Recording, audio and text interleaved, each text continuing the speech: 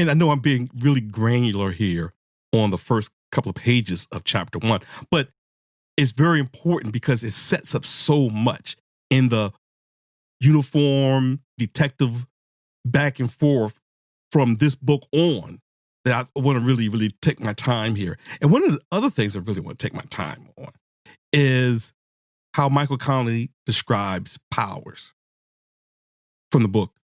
Powers stepped back to the tape. He was about 35, Bosch had guessed, and he had the long practice swagger of a street veteran. In LA, that swagger came quickly, as it had in Vietnam. Now, again, this is the 1990s. And what Michael Connelly's describing here is nothing like what's going on now in 2020. What Michael Connelly is talking about is it was eat or be eaten when it comes to life on the streets in the 90s for a patrol officer, because it was chaos. You know, the crack epidemic had just blown up. I mean, just like in LA, you had the riots. I mean, everything for law enforcement was just going crazy.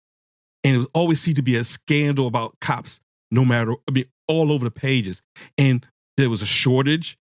So you had this, if you survived for a couple of years, yeah, in patrol, you knew you were the shit, because a lot of my peers washed out. And just like in Vietnam, I mean, I don't know, I didn't go to Vietnam, but from what Harry is describing here, it was almost the same thing. He's describing that if you made it for X amount of time in Vietnam without being killed, then you had a swagger. And I know that swagger that Michael Connelly is describing here because I did it. You know, I just can't, listeners, I'm embarrassed as I tell you this.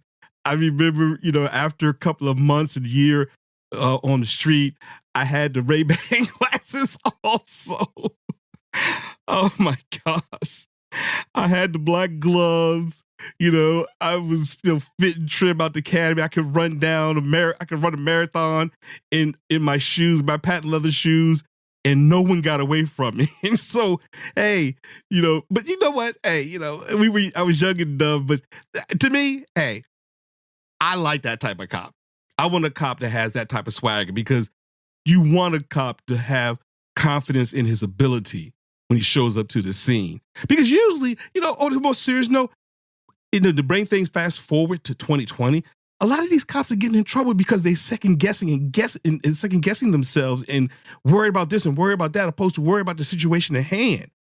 And so, and I've always said it, as a police officer, if you're reacting opposed to being proactive, then you're losing. And you want cops to be proactive and not reacting. So I digress and I move on.